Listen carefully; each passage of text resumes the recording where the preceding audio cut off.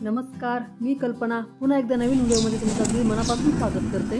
आपल्या चॅनलवर मागच्या एका व्हिडिओमध्ये मी तुम्हाला दाखवलं होतं की आमच्या घराच्या समोर पक्ष्यांनी कसं घरटं केलेलं आहे दारामध्येच। मला माहीत नव्हतं की पुढचा 7-8 दिवसांचा प्रवास माझा पक्ष्यांसोबतच असणार आहे, कारण घडलं असं की पक्ष्यांची पिल्लं अचानक दारामध्ये येऊन पडली आणि मग त्यांना वाचवण्याशिवाय काही गत्यंतरच नव्हतं। पडलेल्या पिलांचं काय करावं हे काही सुचत नव्हतं, परंतु यापूर्वी मला असाच एक अनुभव आलेला होता 10-12 वर्षापूर्वी। त्यावेळी घरट्यातील पिलांना खूप साऱ्या लाल मुंग्या लागून पिल्लं घरट्याच्या बाहेर पडली होती, तर त्यातील एका पिलाला वाचवण्यात मला यश आलं होतं। म्हणजे मी अगदी पेंटिंगच्या ब्रशने त्या पिलावरच्या मुंग्या झटकल्या होत्या। रात्रभर त्या पिलाला भांड्याच्या जाळीखाली ठेवून दुसऱ्या दिवशी मग त्याला उडण्यासाठी मदत केली होती। त्यावेळचा अनुभव थोडासा माझ्या कामी आला आणि याही पिलांना मी वाचवू शकले। तुमच्याही बाबतीत कधी असं घडलं असेल तर नक्कीच मला कमेंट करून सांगा आणि माझा हा पिलांसोबतचा प्रवास शेवटपर्यंत बघा आणि एखादी छानशी कमेंट करायला विसरू नका। जवळपास 8 ते 10 दिवस या पक्षी आणि पिलांची लगबग चालूच होती दारामध्ये। एक दिवस सकाळी उठून बघते तर ही पक्षीची पिल्लं दारामध्ये पडलेली होती। त्यातलं मला सुरुवातीला एकच पिल्लू दिसलं, एक पिल्लू तर काही दिसलं नाही। मग त्या पिल्लाला मी हळूच झाडूच्या मदतीने या टबमध्ये ठेवलं, प्लास्टिकच्या टबमध्ये। पूर्वीपासून असं ऐकलेलं आहे की पक्ष्यांच्या पिलांना हात लावू नये, कारण की जर त्या पिलांना हात लावला तर मग ते पक्षी त्यांना त्यांच्यामध्ये घेत नाहीत। तर मला त्याच्याबद्दल एवढी काही माहिती नव्हती, म्हणून मग मी काय केलं, घरातील जो आपला मऊ झाडू होता मग त्या झाडूच्या मदतीनेच मग या पिलांना मी त्या टबमध्ये ठेवलं आणि दारासमोर ठेवला हा टब। थोडा वेळ तर मोठे पक्षी मला काही दिसले नाही, पण त्या टबमध्ये पिलांना बघून मग ते पक्षी त्या टबच्या जवळ आले आणि मग त्या पिलांना किडे आणून खाऊ घालू लागले। छोटे पिल्लू बघू राहिलं रे, घरट्यात पिल्लूच नाही ना। पण थांबा थांबा थांबा, आता काही नाही, आता बरोबर नेते ते दोघं बरं का, त्याला काय प्रॉब्लेम नाही आहेत। आता लक्ष देऊ आपण थोडं बाहेर जाऊन। नको नको काय नाही, आपल्याला थोडंसं तिकडे बाहेर जाऊन लक्ष द्यावं लागेल मोठ्या पक्षाकडं। दारामध्ये टब ठेवला आणि त्याच्यामध्ये पिलांना ठेवलं, परंतु सारखं तिकडे लक्ष द्यावं लागत होतं, कारण की मांजरांपासून भीती होती त्या पिलांना। आमच्या आजूबाजूला बरीच मांजरं आहेत मोठी मोठी, आणि एक मोठा पक्षी सारखं त्या पिलांच्या भोवती गिरट्या घालत होता त्यांना खाण्यासाठी। मागच्या दारांचा मागच्या दारांचा पाय जा, काय नाही वाटत त्याला। मोबाईलवर थोडं सर्च केलं तर हा बुलबुल पक्षी आहे असं समजलं। थोडे दिवस तर पुढच्या दाराने आमचं जाणं येणं बंदच होतं, कारण तो दरवाजा जर पूर्ण ओपन ठेवला तर पक्षी आतमध्ये येऊन सुद्धा झडप घालत होते डोक्यावर। तर दुसरं पिल्लू शोधायला लागले। मग मागच्या दाराने जाऊन बघितलं तर जिन्याखाली एक छोटंसं झाड आहे ना, तर त्या झाडाखालीच छोटं पिल्लू लपलेलं आहे। तर बघू शकता तुम्ही, या जिन्याखाली एक छोटंसं मोगऱ्याचं झाड आहे, अगदी त्या पानाच्या आडोशाला बसलेलं आहे।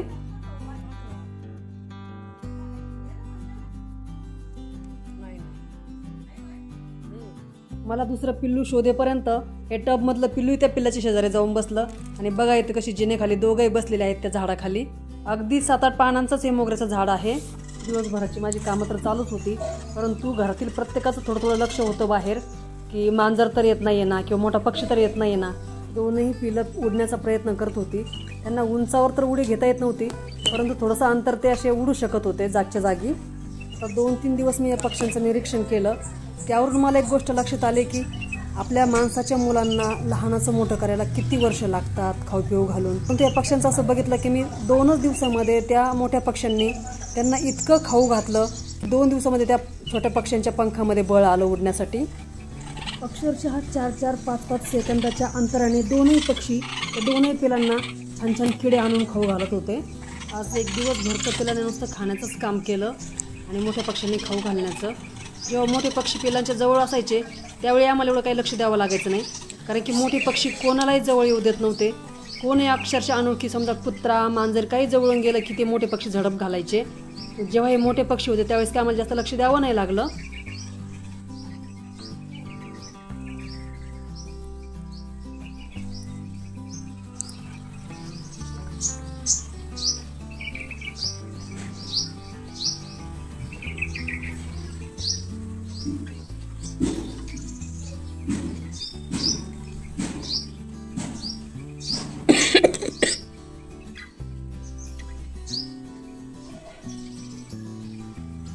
मध्ये दुपारी 2-3 वाजता तर दोनही मोठे पक्षी गायबच झाले होते 2 तासासाठी। 4 वाजता दोनही मोठे पक्षी आले आणि पुन्हा पिलांना खाऊ घालायला लागले।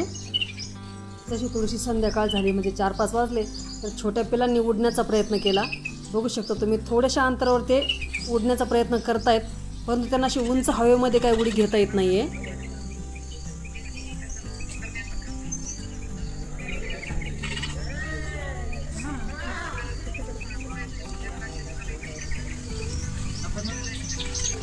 हे 2 दिवस तर मला घरात जास्तीचं काही काम करता नाही आलं. शिवणकाम म्हणा किंवा कुठं बाहेर जाणं, काहीही काम करता नाही आलं या पक्ष्यांमुळे. जाऊ दे म्हटलं, जेवढं आपल्या हातचं आहे तेवढं आपण करून बघूयात, या पिलांचा जीव तरी वाचेल. जशी संध्याकाळ झाली तसे मोठे पक्षी अचानक गायब झाले आणि दोन्ही छोटी पिलं पुन्हा दारामध्ये येऊन बसली. आता या पिलांना कसं ठेवायचं किंवा कसं जपायचं हे लक्षात येईना. सुरुवातीला काय केलं, मग झाडूच्या मदतीने एका बॉक्समध्ये या पिलांना ठेवायचा प्रयत्न केला. बघू शकता आपला जो घर झाडाचा झाडू आहे तो थोडासा मऊ असतो, मग त्यावरच मी या पिलांना घ्यायचा प्रयत्न केला आणि माझ्याकडे एक बॉक्स होता, कागदी बॉक्स, त्याच्यामध्ये ठेवायचा प्रयत्न केला. परंतु या बॉक्समध्ये ठेवलं तर यांना म्हटलं श्वास नाही घेता येणार, तर मला आणखी काय करावं. तर माझ्याकडे एक बास्केट होती प्लास्टिकची, मी धुण्यासाठीचे जे कपडे ज्या बास्केटमध्ये ठेवते ती बास्केट होती माझ्याकडं. मग रात्री खाली कापड अंथरलं आणि त्यावर पिलांना ठेवलं आणि त्यावर ही बास्केट पालथी घातली. म्हणजे या बास्केटला बघू शकता तुम्ही बाजूने जाळी आहे, तर छान ही रात्रभर पिलं राहिली. आता हे तुम्हाला मी सकाळचं शूटिंग दाखवते की सकाळ झाली म्हणजे पहाटे साधारण 5:30-6 वाजताच या पिलांना मी पुन्हा बास्केटमध्ये ठेवलं. आता या पिलांना बास्केटमध्ये तर ठेवलं, परंतु ही बास्केट पुन्हा दारामध्ये ठेवायची होती आणि पुन्हा मांजरांपासून या पिलांना वाचवायचं होतं. तर आता लक्षात येईना की बास्केट कुठं ठेवावी किंवा कुठं अडकवावी.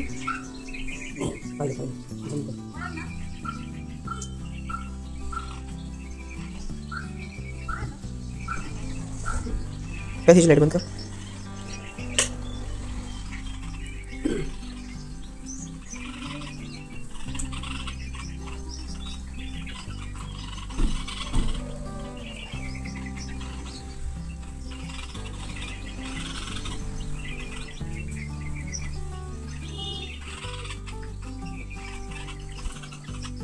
अशी दारामध्ये ठेवली असते तरी मांजरांनी पिलांना खाल्लंच असतं. तर मग आता काय करावं, तर मग मी काय केलं, माझ्याकडे एक हुक होतं लोखंडी, मग त्या हुकला ही बास्केट अडकवली आणि ही बास्केट मी दारामध्ये जी माझी कपडे वाळवण्याची दोरी होती त्या दोरीला मग ही बास्केट अडकवून दिली. बास्केटवरती जरी अडकवली, परंतु बास्केटच्या पलीकडच्या बाजूला जिना आहे, तिथून सुद्धा मांजरांचा धोका होताच या पक्ष्यांना. तर मग बास्केट अडकवली जरी असली तरी पण लक्ष द्यावंच लागत होतं सारखं. तर आम्ही घरामध्ये जेवढे मेंबर होतो सगळ्यांनी आळीपाळीने या बास्केटकडे लक्ष दिलं, कारण माहीत नव्हतं हे पिलं कधी उडून जातील किंवा हे पक्षी कधी समजा यांना पिलांना घेऊन जातील. आणि या छोट्या पिलांना असंच कुठंतरी झाडावर ठेवून देणं किंवा कुठेही समजा अंगणामध्ये ठेवून देणं मनाला पटत नव्हतं. त्यामुळे असं ठरवलं की जाऊ दे 2-3 दिवस गेले तरी चालतील, पण या पिलांकडे लक्ष द्यायचं. आणि दुसरं म्हणजे धावपळीच्या जगामध्ये जे आपण नेहमीच आपल्या प्रपंचामध्ये किंवा आपल्या काही गोष्टींमध्ये अडकून असतो की हे काम करायचं ते काम करायचं, अगदी आपलं हेक्टिक शेड्यूल असतं. तर त्यातून मनाला थोडासा विसावा मिळत होता हे बघताना की किती छान मस्तपैकी छोट्या पिलांनाही मोठे पक्षी भरवत आहेत, तर त्यांच्याकडे लक्ष देत आहेत किंवा कोणालाही समजा जवळपास फिरकू देत नाही. आता अचानकच पावसालाही सुरुवात झाली, तर मग मोठे पक्षी कुठेतरी मोठ्या झाडांवर जाऊन बसले आणि छोटं पिलंही मस्तपैकी शेजारी येऊन बसले दोघांच्या.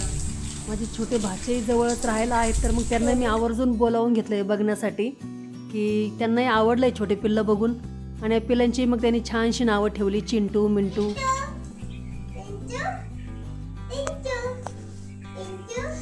लहान बाळ असू देत, माणसाचं की प्राण्यांचं, सगळ्यांनाच बघायला आवडतं.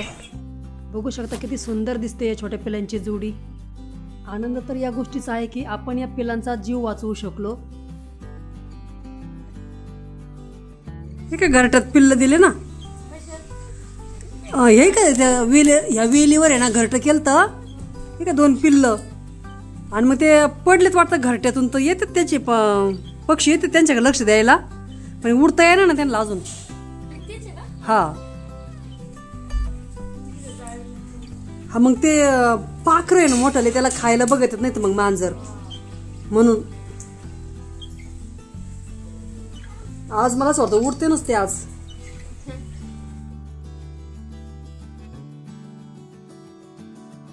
इथं बघू शकता अगदी दरवाजाच्या समोरच बास्केट अडकवलेली आहे आणि 2ही पक्षी अजिबात या बास्केटच्या जवळ कोणाला येऊन देत नाहीयेत. बघू शकता किती जोरदार झडप घालतायत.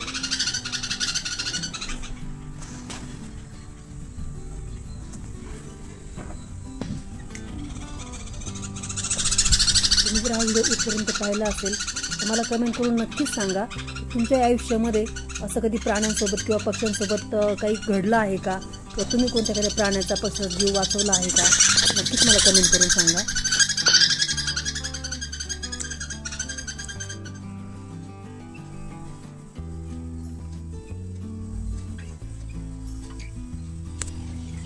2 दिवस या पक्ष्यांकडे मी लक्ष दिलं आणि 2ही रात्री मी या पिलांना घरामध्ये घेतलं बास्केट खाली ठेवायला आणि 3ऱ्या दिवशी मात्र ही पिलं हळूहळू उडायला लागली आणि बघू शकता तुम्ही आता उंच झाडावरही उडू शकतायत.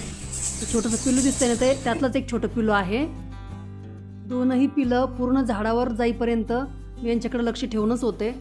तर 2ही पिलं 3ऱ्या दिवशीच झाडावर उडायला लागली आहेत. 2ही पिलं काय सोबत उडू नाही शकली. एक पिल्लाला रात्रभर ठेवावं लागलं घरामध्ये आणि ते 4थ्या दिवशी उडू लागलं. ते बघू शकता हे दुसरं पिल्लू. इथं थोडंसं लक्षपूर्वक बघा.